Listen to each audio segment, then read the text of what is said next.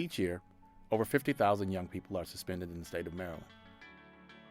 That's 8 out of every 100 students. Of those students, 41% are suspended for behaviors such as being disrespectful, falling asleep in class, and not wearing their school uniform. Maryland educators lead the country in so many different categories. I'm sure we can find better ways to manage student misbehavior. Recently, the Maryland State Board of Education adopted changes to the Maryland School Disciplinary Regulations and adopted a new state code of discipline. The goal of the regulations and policies is to find better ways to manage student misbehavior and to reduce the number of suspensions in the state. My name is Robert Murphy. I work at the Maryland State Department of Education. It's important to reduce suspensions because we want all kids to be successful. What happens with suspension is essentially you get told, we don't want you here. And if that continues to happen over and over again, then eventually you say, okay, you don't want me here, I don't want to be here.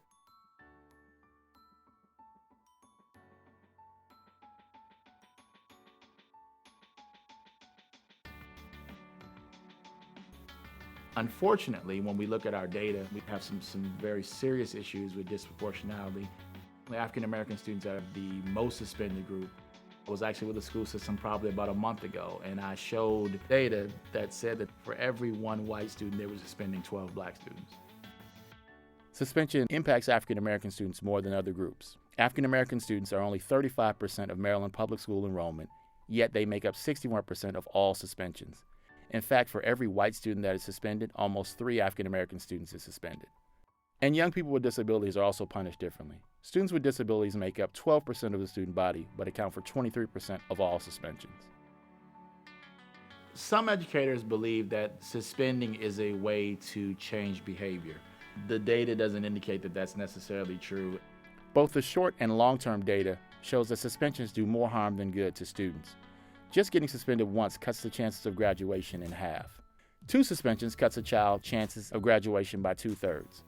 When an educator chooses to suspend a student, he or she is making a decision that may change the life course and success of that particular child. We use terms like offenders, offenses, sanctions, consequences, penalties. Those are all criminal justice words. The issue of student discipline isn't about dangerous or violent kids. We're talking about 11-year-olds, 12-year-olds, 13-year-olds, 17-year-olds who didn't wear their uniform, who might got smart. Those are not offenses. That's misbehavior. That's an incident. That's not an offense. You work hard for people that you think care about you and that are invested in you. The real issue for us is really trying to get students to feel a part of their school and to get the adults actually to understand that school is, yes, an academic piece, but there's also a social and emotional piece that I think we have to begin to really work on. We want educators in Maryland to see out-of-school suspension as their absolute last resort and not a first resort. So if suspensions don't fix the problems with student behavior, what does? Many schools in Maryland have had success with programs that build and maintain healthy relationships between students and staff. By doing this, schools can prevent behavior issues before they start and resolve behavior issues when they occur.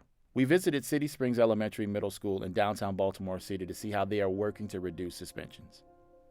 My name is Rhonda Riquetta, and I'm the principal at City Springs Elementary Middle School. When I first became the principal at City Springs, there was a problem with the climate in the school. There was a lot of fighting.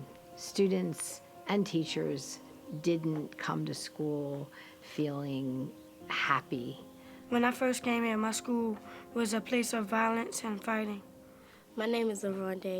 I'm an 8th grader at City Springs. I was acting up. I didn't know how to stay in my class. The percentage of students who were scoring proficient or advanced on the MSA, for example, at some grades was in the single digits. The culture in our school needed to change, and so that next school year we implemented training in restorative practices for the entire staff. Restorative practices are based on the idea that young people perform best when educators work with them to resolve behavioral issues rather than simply giving them punishments like suspension. In restorative practices, we do what we call circles. So we would sit in a circle with the student and whoever is affected by the situation, and we would talk about what happened. We would ask, why is it happening, and what do they think needs to happen to make the situation right? protocols help you have better relationships because you can talk out your problems and they help y'all make up. I think that I'm better behaved. The circles help me resolve my problems, and I think I mature more.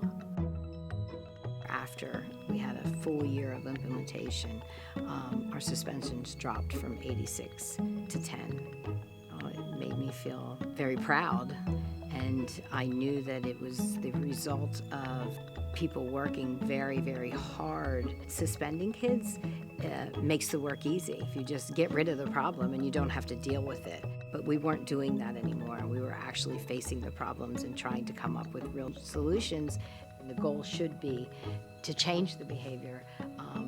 It shouldn't just be about a punishment. At City Springs, restorative practices and relationship building are helping to create a healthy, productive school climate. But what happens when a child needs a stronger response to poor conduct?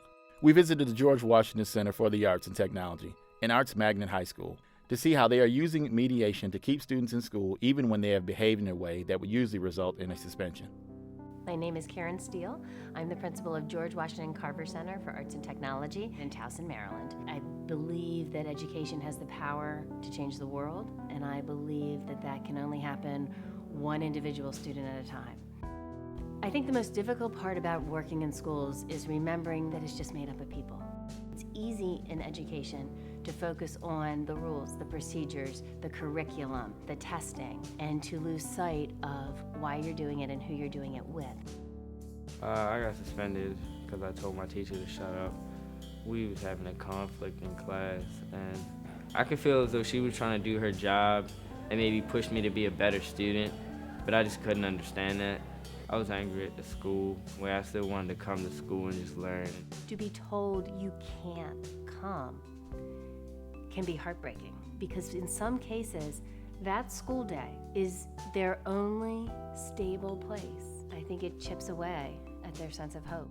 In the academic year of 2007 to 2008, we peaked at an 8.5% suspension rate. We're also a school where the students make a choice each and every day to travel sometimes halfway around the county to be here to do something that they love. If we had any suspension rate, then there was some need not being filled. We began looking at adverse childhood experiences.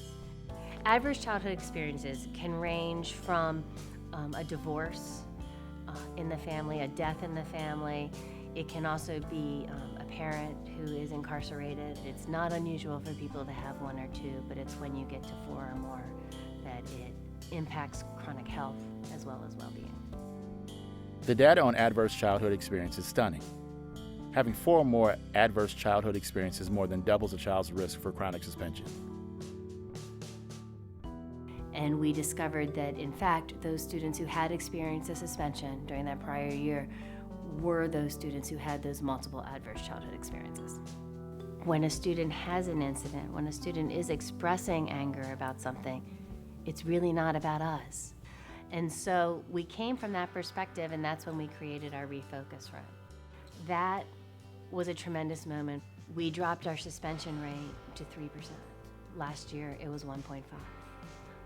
And the feedback from the students has been they feel like they're being listened to even more now. I can say it is definitely more effective than being suspended. It teaches you discipline because you're learning from your mistake, but at the same time, you're still receiving the education that you need. When a child goes to a focus room, not only do they have the work collected from all their teachers that they can work on that day, but they have to see me, they have to see an assistant principal, and they have to go through a 4-page checklist about their behavior. We keep those kids here. We make them believe that they're worth it. It was an incident where me and this girl, we were kind of butting heads. I said my part and she listened, and then she said her part and I listened. It's like kind of a good feeling that they were listening to what was said. After the mediation, school was a lot better. It behooves every educator in the state to be willing to look below the surface. If we can dig deep and we can find that meaningful, personal connection for each person, then change can start to happen in our schools. As we have seen, mediation and in-school counseling have proven successful for improving school climate at the Carver Center.